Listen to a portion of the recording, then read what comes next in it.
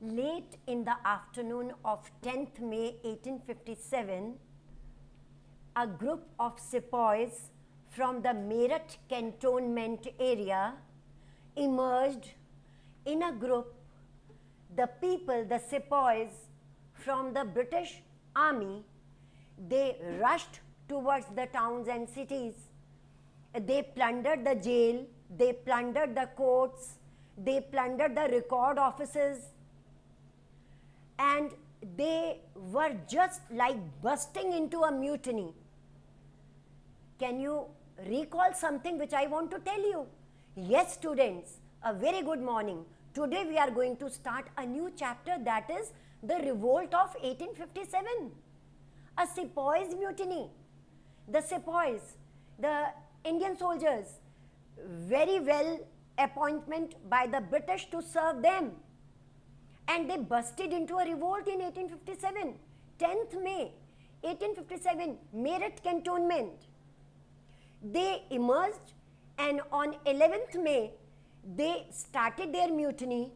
They broke the transportation and communication. They switched off the lights, and they also captured the bell of arms. That is, they also captured all the defense material. On 11th May, they entered Delhi, where it was the seat of Bahadur Shah Zafar, who was the last Mughal emperor at that time. The rebels entered Delhi. It was a pious month of Ramzan by our Muslim friends. They used to pray. It was an early morning when the Muslim brothers were praying. They were offering namaz. They were eating food before sunrise. And the same was done by Bahadur Shah Zafar. The mutineers, the sepoys, they entered the Red Fort. They were at the window, near the window, where inside there was Bahadur Shah Zafar. Bahadur Shah Zafar had just ended his prayer, and he was just peeping out of window and saw the sepoys over there, the mutineers over there. There were Hindus, there were Muslims, all together. They told Bahadur Shah Zafar that yes, we are going to have a mutiny, we are going to have a revolt against the British, against the East India Company, that we want to take your blessings, the blessings of Bahadur Shah Zafar, who was a very old and in fact had a weak personality, very emotional, but apart from that, he was the emperor of India at that time, the last Mughal emperor. So, the Mughal emperor, he showered his blessings on the mutineers because he had no choice, no other choice, because the mutiny had already started. He had no choice. He gave them blessings, and people entered the Red Fort. They entered the whole Delhi, the city. Delhi was captured, and people believed that now Delhi will be away from the hands of the colonial power, from the hands of the East India Company. Delhi will be over. So like this, we begin this chapter with great enthusiasm, because it was rightly called the first war of India's independence. We will see in this chapter that how there were proceedings, how there were developments of this revolt, what were the weaknesses of the revolt, how this was an alarm for the British government that their rule in India will, the rule that is, at that time it was East India Company, that their corruption will not go unopposed and Indians will oppose it at any cost. So this was a mark of rebellion, and we are going to see the pattern of the rebellion. Correct? Now, the background. Actually, the things were going on in the country, because I told you in the previous lectures that East India Company was appointed as a trading company in the country, but gradually it began to interfere in the internal matters of India. It was not at all liked by the Indians. But even then, some of the Indians, they were siding with the Britishers. Why? Because this was the period when there was lots of superstitions in the country. that even if they disregarded some of the things of the company, they thought that after 100 years everything comes to an end. So 1757 East India Company was established, and by 1857 they will go away. Correct? So this was going on, but when the company's officials, they interfered in the different areas, they interfered in each and every matter like military, politics, etc.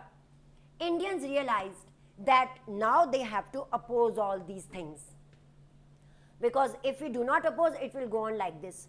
So many reasons, so many circumstances were there, which I will tell you one by one. First of all, about the date, that is 10th May 1857, which just now I introduced you the chapter. There was a planning going on among the Indians. Remember, this was the period when there was a great deal of Hindu-Muslim unity in India. Great deal of Hindu-Muslim unity. They were together. And you know, this was the reason that why after the revolt, Britishers started to adopt divide and rule. Because if the two communities are together, nobody could do anything in the country. Nobody could dare to do anything wrong in the country. So they were very well united. Gradually, the sepoys came to know that the Britishers, they had introduced a new type of cartridges to the soldiers, which are to be beaten before use. And these cartridges had a grease, had a polish of the fat of cow and pig. Correct? And previously they thought it was a rumor, but then they came to know that actually they want to destroy our religion, because this religious matters, they are very, very delicate. So because they wanted to damage our religious sentiments and suppress our religious sentiments, so there is a coating, there is a grease of cow and pig on the cartridges, and they were to be put into mouth, they were to be beaten before use.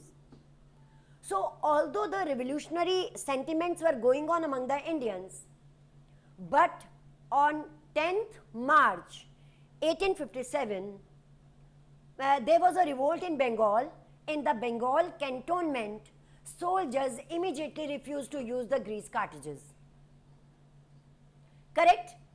So this was the beginning, but at that time there was so much communication gap between the Indians that in Bengal, soldiers refused to use the grease cartridges, but in Meerut, as it was planned before that they will start the mutiny, the revolt, on 10th May 1857, so 2 months before it began in Bengal, people are unaware about it, and the Britishers, you know, the officials of the company and the Britishers, they had ample time of 2 months to take the precautions, to make the arrangements that how they could stop the mutiny. Just go through the NCERT pages 288, 289, 290, 291, which I am telling you. Go through NCERT side by side. This was what happened, that after 2 months, the same revolt began in Meerut, when in the Meerut cantonment, for the same reason, soldiers refused to use the grease cartridges, and this was the immediate cause of the revolt. Because the revolt of 1857 started with the sepoys everywhere, because everywhere in the revolt, the immediate cause was that they refused to use the grease cartridges introduced by the Britishers, so it is rightly called a sepoys mutiny. It is a short answer for you. It is rightly called a sepoys mutiny. Correct? So this question also comes in the separate form, military causes of the revolt. So let me tell you, this was the immediate cause of the revolt. Some other military causes were that although more Indian soldiers were there in the British army, but even then, no soldier could rise more than the post of a Subedar, and if there is a post of monthly income of 500 rupees, it was not given to Indians. Whatever work they do, whatever sincerity they show, they were put to lower post. They were never given higher post in the army. Moreover, at the forefronts, there were Indian soldiers always, and the high positions were always retained by the Europeans. the ratio of the Indian soldiers was larger. It was large. But even then, higher positions were retained by the Europeans. So these things were commonly, they were these policies of the British that were annoying to the Indians. Hindus and Muslims both, they were annoyed, and the spark was given to it. The immediate cause, the grease cartridges. Correct? So that is why the revolt is known as the Sepoys Mutiny or a soldiers' revolt, and these are rightly called the military causes of the revolt. A short answer. Then let me come towards the political aspect, that what political reasons were responsible for the revolt. Correct? Now at that time there were so many states, so many regions in India. They were ruled over by the kings, by the queens, and there was a hereditary system of accession. About the hereditary system of accession, you must have read in your junior classes. Hereditary system of accession. The word derives from H-E-I-R, hair. The successors. The successors. So there was a king in a state or in a region. Then during his lifetime, the king or the queen, they used to declare their eldest son to be the next ruler of the state, and there was a chain of Indian rulers. This was called a hereditary system of accession. There was chain of Indian rulers, and at this point, if there was a king who had no son of his own, in this situation, the king or the queen, they used to adopt a child and during the lifetime declare him the next successor of the state or the region or whatever, or their territory. Correct? So Britishers very well realized that there is a chain of Indian rulers which cannot be broken, because I told you this was the period when traditional rules, traditions were taken care of. When Indians were very much aware about their tradition, and a bit superstitions were also there. So Dalhousie introduced the doctrine of lapse. This is a separate short question for you, doctrine of lapse. So very cunningly, so as to take over the Indian territories, the doctrine of lapse came up, according to which it was declared that if in India there is a prince or there is a king, in the princely states, if there is a king having no son of his own, and if they have declared an adopted son to be the next heir, would automatically be annexed by the British. This is called the annexation policies of British, rightly called the annexation policy of British. Annex means taking away the territory and mixing it into the British territory. This is called annexing. So this was the policy of annexation, that no Indian king was allowed to adopt a child if they have no child of their own, and plus in those states where the rule of the adopted children was going on, that would be automatically annexed by the British. Automatically they will come under the British annexation. So this enraged many of the kings of India at that time. This enraged them. They became angry. Many Indian kings, they realized the intentions of the British and they decided to oppose the doctrine of lapse. So soldiers came up, many kings and queens came up because of the wrong annexation policies of the Britishers. There were some other ways by which they wanted to annex the Indian territories.